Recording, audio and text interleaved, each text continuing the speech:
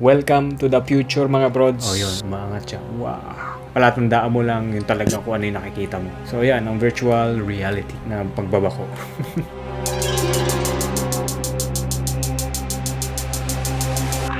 Ayan, takot tayo.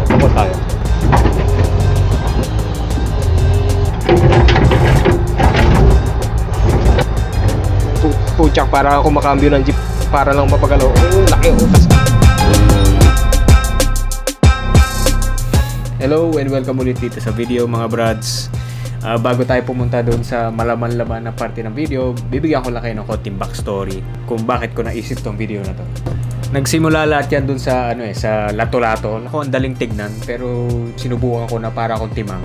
Yun yung mga isa sa bagay na kailangan mo mahahawakan yung actual na bagay kasi kailangan makasabay nung katawan mo doon sa iniisip mo . Ito sa tingin ko ang solusyon dyan. Welcome to the future mga brods at virtual reality. Sa mga hindi nakakalam, ito yung pag sinuot mo para kang nandun sa loob ng laro mismo. Ngayon dito sa VR, merong laro na ang tawag ay VR Excavator. Yun yung gagamitin nating laro para mag-practice ng mga control ng pagpapagalaw ng bako. Ang goal natin dito, pagsampa natin ng totoong bako, hindi tayo nangangapa. Parang alam na natin yung ginagawa natin pag unang sakay natin. Ayan, na-start ko na yung laro. Subukan na natin. Ayan. So, hopefully nakikita nyo kung ano yung nakikita ko. Itong wand na hawak ko, ito yung nagre-represent ng kamay ko sa loob ng VR space. Paano orientation niya sa totoong buhay, ganun din. Nanood ako ng video sa YouTube kasi available naman siya. Ang hindi lang naman available sa atin ngayon, yung mismong bako. Kaya nga tayo nasa VR ngayon. Mapunan yung pangangailangan. So, napanood ko itong dalawang stick na to, kinokontrol niya yung tracks. Itong left stick pag angat, yun, umaangat siya. Wow. Tapos itong kanan, yun, galaw. Nag-e-extend yung kamay. Siguro ang masasabi ko lang na kulang dito, wala siya yung resistance . Siguradong may yanig . Dito wala. So, ang nagiging palatandaan mo lang yung talaga kung ano yung nakikita mo. So, yan, ang virtual reality na pagbabako.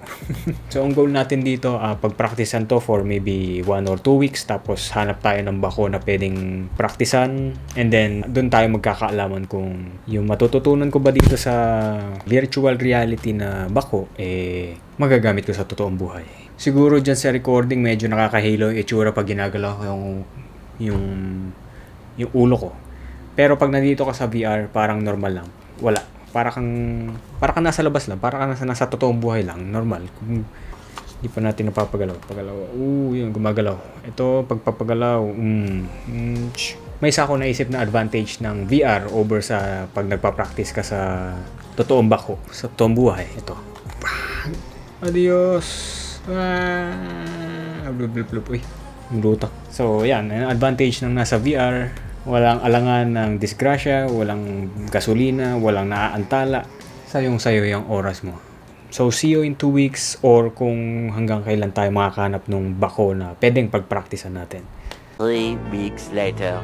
Nandito tayo ngayon sa palaisdaan dahil andito yung bako na may hiram natin para sa test ngayon.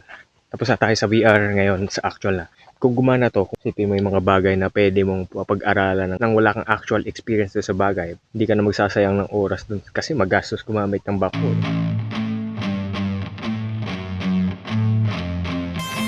So yung itsura niya medyo may kalumaan. Ewan ko, wala naman ako alam sa bako. Ito na siya.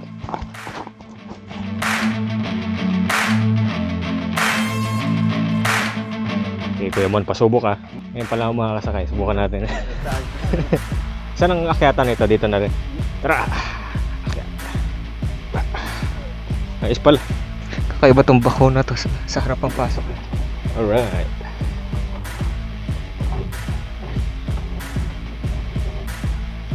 Ito na guys.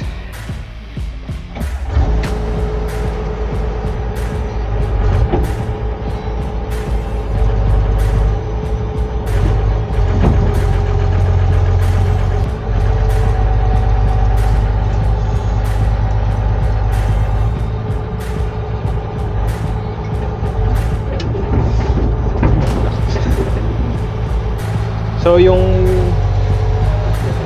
sa VR medyo iba yung position niya sa kamay. Tingnan niyo. Yung sa VR nandito ko, ito, laki. Tapos kailangan ng malaking movement para mapagalaw yung arm. Although sa pagalaw ng arm, kaya naman. Kaya.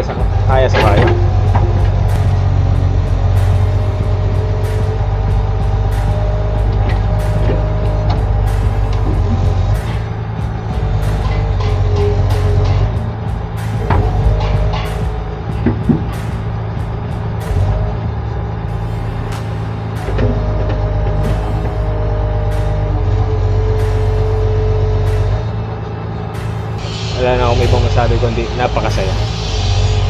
Sobrang, kung hindi mo siya gagawin para sa trabaho, nakakalibang na itong excavator. Yeah. Para sa tao na unang sampa ng bako, sigurado ako hindi nila kayang gawin yung ginagawa ko ngayon na, ayan, takot tayo. Pero pag dumakot tayo, kailangan balik din natin. Yan, dali lang dumakot. Ako.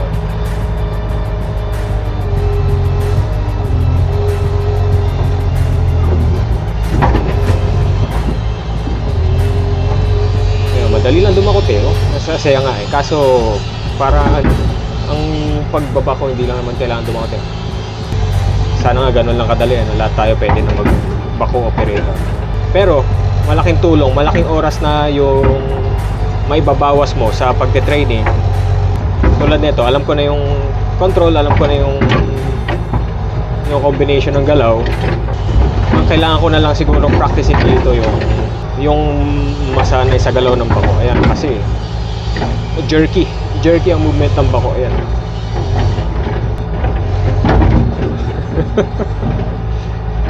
Talagang kumakalimbang lahat ng pwedeng kumalimbang dito sa bako Oh, boom. Uy, pero sa'yo, grabe.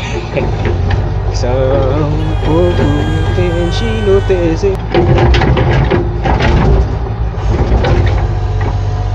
Saya. Okay guys, iba pa rin yung pakiramdam na nandito ka na, tingnan mo, kada galaw mo ng stick gumagalaw din yung arm mo. Tsaka yung kalimbang ng mga bakal-bakal pag kumaliwa ko. Kalimbang ng bakal. Iba pa, masaya pa rin yung pag nandito ka actual. Although magastos talaga pag nandito ka kasi marami ka na antala, yung trabaho, yung diesel, yung crudo. Ganda ng sombrero ko. Pero kung meron ko namang access, ito na lang gamitin mo. Siguradong mas mabilis yung progress mo kaysa sa purong VR ka lang. Siguro lang dahil sa hindi ako sanay sa movement nitong mga stick. Yung sa VR, konting galaw lang, gumagalaw na yan. Ito talagang putyak, para ako makambyo ng jeep para lang mapagalaw. Laki tas alugan lahat. Matututo ka ba magbako? Marunong matututo kung paano paggalawin ng bako sa VR. Pwede mo na ba pagkakitaan yung skill na makukuha mo sa VR? Absolutely not. Kailangan mo pa rin talaga ng hours sa actual na bako para mapagkakitaan ko to. Especially kung nagbabala ka sa ibang bansa. Kakaiba nga yung pagpatay nitong itong bako na to Di ba sa mga napapanood ko merong dapat ginaganon dito. Sa kanya wala. Old school. Start natin yung bako.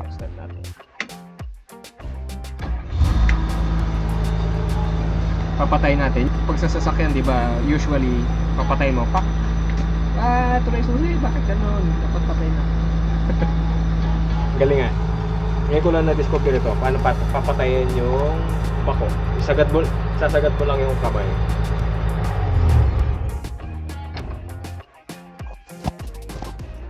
O, di ba, yun lang yung bako. Balik tayo. Ay, ang saya-saya naman nun. Pag nagkapera ako, bibili ako ng maliit na bako lang tapos paglalaroan ko lang.